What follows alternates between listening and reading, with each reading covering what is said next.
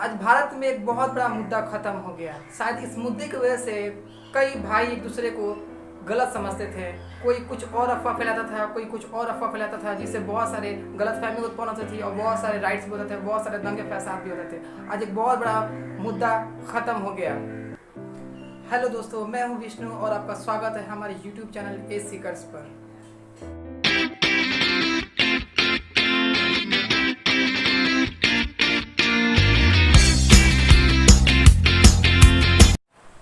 आज हम बात करेंगे अयोध्या के राम मंदिर के बारे में। आज हम बात करेंगे अयोध्या के राम मंदिर के अतीत के बारे में। तो इस अतीत के बारे में जानने के लिए हमको जाना पड़ेगा 500 साल पहले।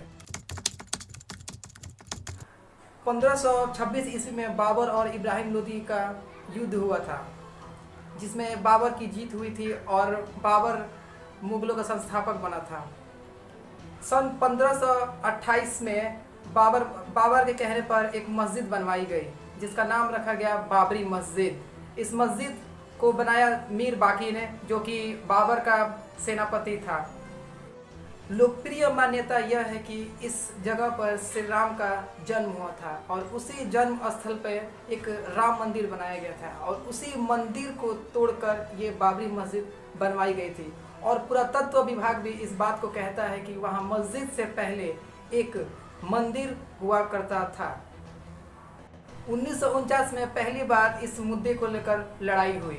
इस बात को लेकर बहुत ज़्यादा मतभेद हुआ था कि यहाँ पहले मंदिर था, इसको तोड़कर मस्जिद बनवाया गया है। 80 के दशक में एक नेता उभरे जिनका नाम था लाल कृष्ण आडवाणी। ये इनका शुरू से ही मुद्दा था राम मंदिर को लेकर। इनका मुद्दा इतना ज़्यादा प्रभावशाली था कि इनको पहले आम चुनाव में सिर्फ 2 सीटें मिली थी, लेकिन 1989 के आम चुनाव में इन्हें 88 सीटें मिली थी। राम मंदिर के निर्माण के लिए लाल कृष्ण आडवाणी हमेशा रैलियां निकाला करते थे और काफ़ी रथ यात्रा भी निकाला करते थे।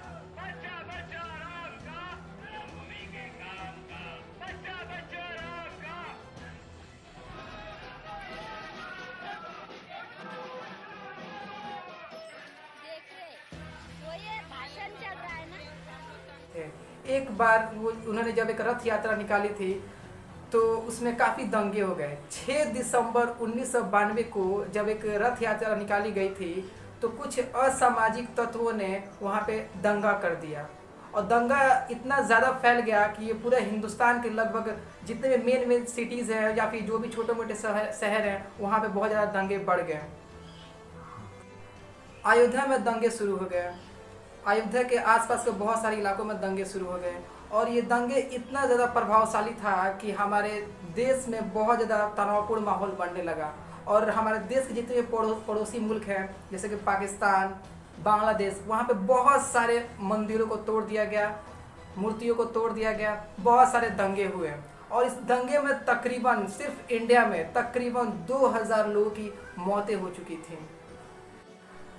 उस समय के उत्तर प्रदेश के तत्कालीन सीएम श्री कल्याण सिंह को बहुत ज़्यादा आलोचना झेलनी पड़ी।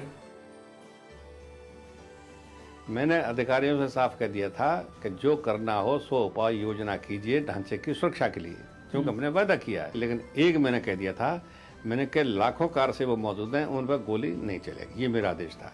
और इसमें अधिकारियों का कोई कसूर नहीं है। अधिकारियों ने तो मेरे आदेश का पालन किया कि गोली नहीं चलेगी। क्यों?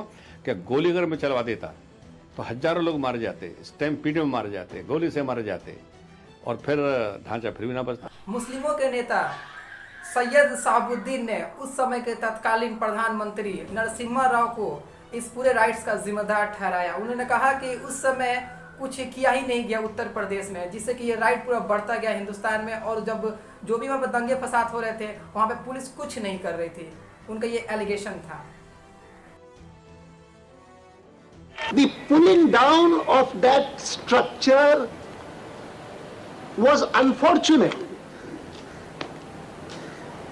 I regard it particularly unfortunate because the BJP was taken aback that something that was not in its scheme, not desired by the party, happened because of a movement in which the party was contributing.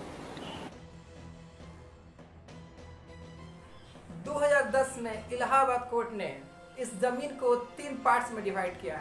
1/3 भाग को सुन्नियों को दिया, दूसरे parts को मंदिर को दिया और 1/3 भाग को किसी अखाड़े को दिया। और इस फैसले से कोई खुश नहीं था। राम मंदिर के पुनर्निर्माण का आंदोलन केवल एक मंदिर के निर्माण का आंदोलन नहीं है। क्या राम को छोड़कर इस देश की कल्पना की जा सकती? क्या हमारे जीवन से, हमारे दर्शन से, हमारे चिंतन से, हमारी संस्कृति से, हमारी वाङ्मय से, हमारी चित्रकला से, हमारी और विधाओं से राम को मिटाया जा सकता है? अब आता है फैसले का दिन। 9 नवंबर 2019 को फैसला सुनाया गया। ये फैसला भारतीय पुरातत्व विभाग के कहने पर हुआ था। उनकी जो भी देख रेख हुई थी, जो भी उन्होंने बताया था, उसी के संदर्भ में ये फैसला सुनाया गया था। ये फैसला ये मंदिर के पक्ष में ही निकला। 5 एकड़ जमीन मस्जिद के लिए दिया गया। ये फैसला भारत के सबसे प्रसिद्ध 5 जजों के सहमति से दिया गया था। जो सबसे मेन थे उनका नाम था रंजन गोगोई। इस फैसले का सबसे बड़ा आधार था पुरातत्व विभाग की खुदाई। इस खुदाई में बहुत सारे मूर्तियां मिली हुई थी और एक बड़ा सा शिवलिंग भी मिला था। बस मैं आप लोगों से यही कहना चाहूँगा कि हम सब इंडियन हैं और इंडिया में ही रहना है। जब इंडिया में ही रहना है तो क्यों नहीं मिलकर रहा जाए। कोई भी दिल में बैर नहीं रखना चाहिए। आने वाले 5 अगस्त 2020 को भारत के प्रधानमंत्री जी इस मंदिर के निर्माण की पहली ईंट रखेंगे। यह मंदिर दुनिया का 3रा सबसे बड़ा मंदिर बनने जा रहा है। दुनिया का सबसे बड़ा मंदिर कंबोडिया के अंकोर वाट में है। इस मंदिर से रिलेटेड अगर कोई भी और जानकारी हमें मिलती है तो हम आपको जरूर अपडेट देते रहेंगे।